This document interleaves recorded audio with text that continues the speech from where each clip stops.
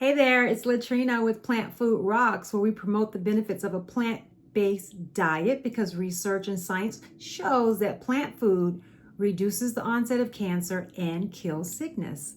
Plant Food Rocks. And today I want to talk to you for a few minutes about some insights I received from attending VegFest here in Atlanta this past weekend. It was a phenomenal event at the Mariota Civic Center, and it was really awesome to be in this space with people who just share your beliefs and your how I feel about plant food and plant food being medicine. Everybody there agrees with that. And so it was just so awesome to talk to people. I interviewed a doctor who has transitioned from a traditional practice to more of an integrated style where she can incorporate food as medicine, just pushing a plant-based diet with her clients and with the patients that she sees. So it was just really great to talk to people. And one of the things that I enjoyed most was a panel where there were about 5 or 6 people on the panel consisting of doctors, authors, chefs, advocates. A wonderful woman from Mercy for Animals was there. She was very passionate. Just a host of people there sharing their ideas and really advocating for a plant-based lifestyle. A doctor who actually had heart disease and was literally dying himself, and he made the critical changes in his life, and he is all for this lifestyle because it worked for him. And so it's just so much science, so much anecdotal information from people who are living it out there for you guys who are interested in transitioning to a plant-based diet, because plant food is really it's really such an impactful and effective option for people who are looking to change their lives, who are looking to improve their health.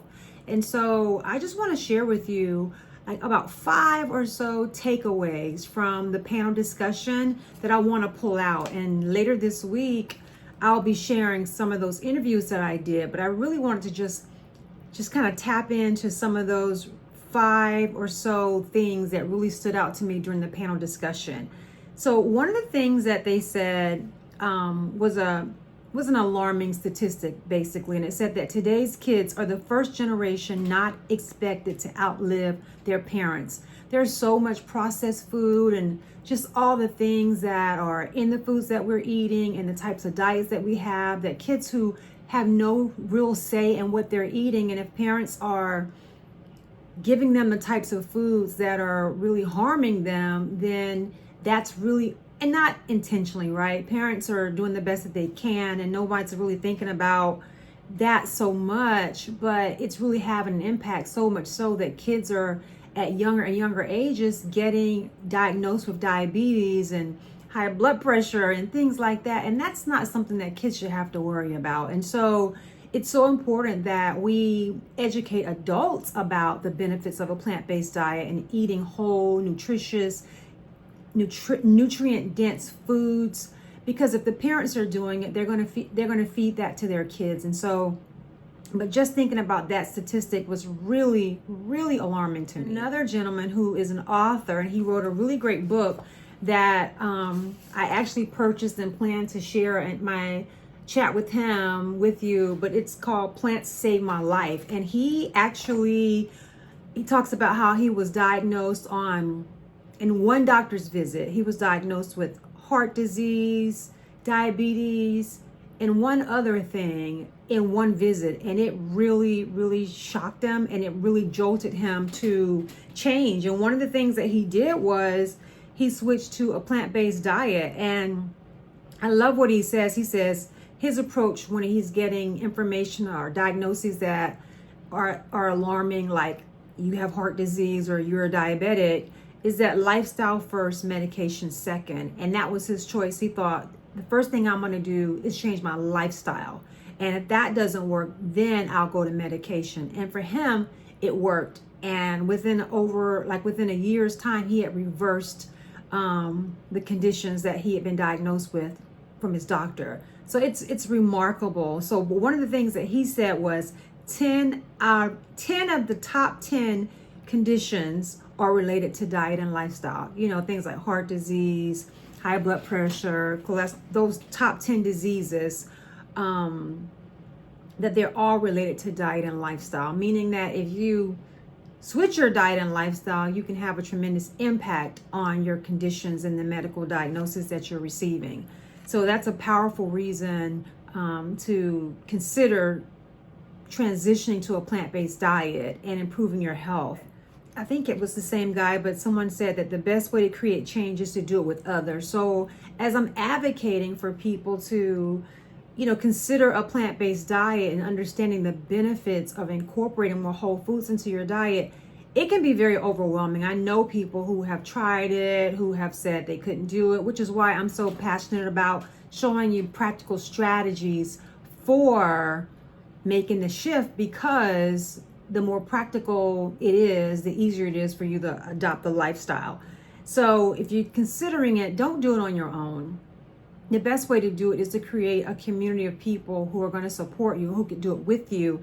And I'll be talking to you in the coming weeks about just a program that I'm creating that's going to provide that support system that people need to be successful, for those who want to jumpstart into this vegan lifestyle or just a plant-based lifestyle. And you hear me say plant-based and vegan because plant-based doesn't necessarily mean vegan, but I happen to be a vegan, but plant-based isn't always a vegan diet. So I don't use those interchangeably. That's why I'm intentional about making a distinction between the two.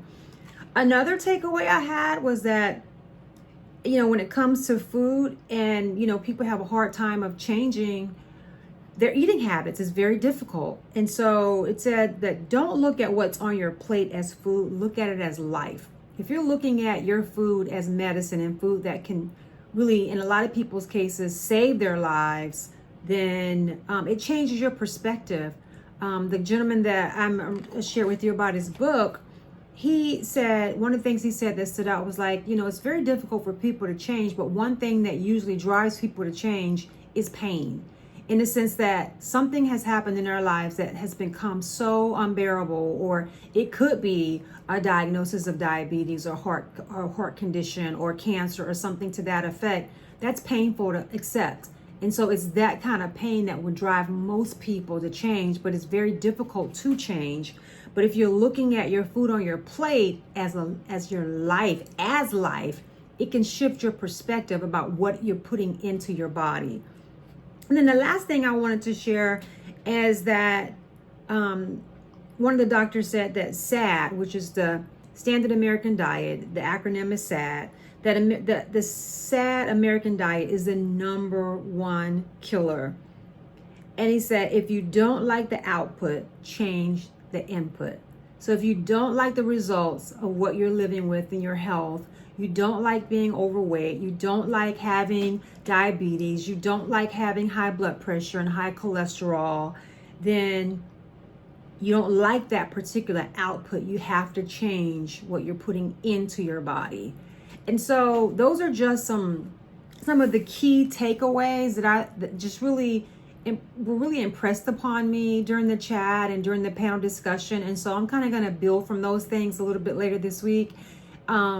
But I just wanted to just take a step back and just feed you with some information to educate you about this process, going along with, you know, trying to show you food and different things like that. I definitely will take time out to educate you just on the benefits of promoting and just on the benefits of a plant-based diet, because this is something that I truly, truly believe in.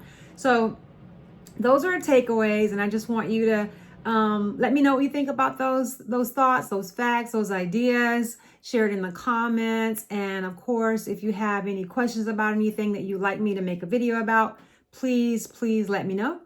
And I'll definitely do my best to do that for you. But in the meantime, I want you to just consider the things that we chatted about.